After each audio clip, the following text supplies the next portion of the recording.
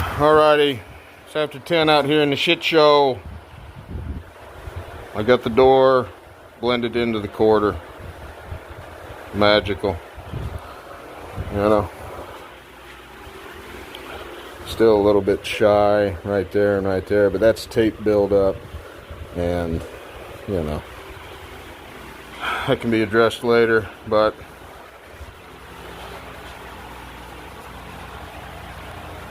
that's what we're looking at. How the wide body flows into the door. How, in my opinion, this fucking car should have been done in the first place. But, you know. So that's what we got. Decent gap, decent body line. Fades out. So, that's it. Thanks for watching.